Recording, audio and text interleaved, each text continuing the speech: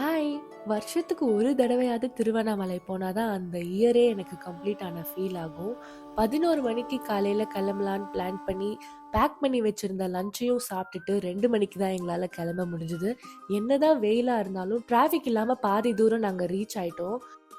திண்டிவனத்துல ஐஸ்வர்யா பவன் அப்படின்ற ஒரு ஹோட்டல்ல எங்களோட ஈவினிங் ஸ்நாக்ஸ முடிச்சோம். பட் இவங்க சாம்பார் வந்து வேற லெவல்ல இருந்தது.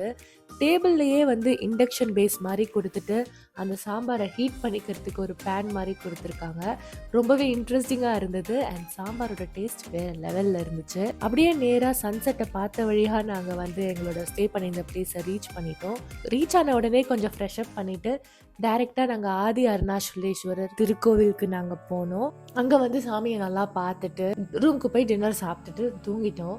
நெக்ஸ்ட் டே வந்து எங்க ரூம்லேருந்து மார்னிங் வியூ பார்க்க ரொம்ப சூப்பரா இருக்கும். நாங்க எங்க ஸ்டே பண்ணியிருந்தோம் அப்படின்ற டீட்டெயில்ஸ் வேணும்னா, நான் என்னோட டிஸ்கிரிப்ஷன்ல குடுக்குறேன். செக் பண்ணி பாருங்க. மார்னிங்ல ரூமுக்கு வெளிய இப்படிதான் இருக்கும். ரொம்ப அமைதியா, ரொம்ப பீஸ்ஃபுல்லா இருக்கும். பீகாக் சவுண்ட் எங்க பார்த்தாலும் கேட்டுட்டே இருக்கும். ரொம்ப சூப்பரா இருக்கும்.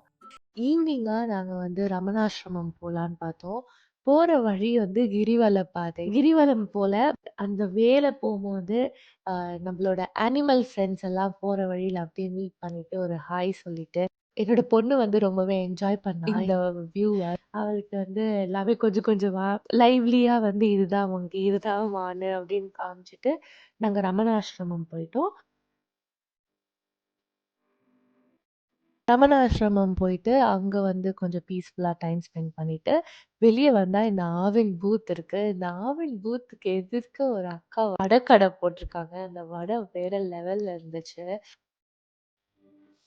அண்ட் நெக்ஸ்ட் டே நாங்க கோவிலுக்கு ரெடி ஆயிட்டோம். 6:30 மணிக்கே கிளம்பிட்டு 7 மணிக்கெல்லாம் கோவில் போயிட்டு, 8:15க்கு தரிசனத்தையும் முடிச்சுட்டு நாங்க வெளிய வந்துட்டோம். ரொம்பவே பீஸ்ஃபுல்லா, ஹேப்பியா இருந்தது. அருணாச்சலேஸ்வரர பார்த்துட்டு பாய் பாய் சொல்லிட்டு நாங்க சென்னை வந்துட்டோம்.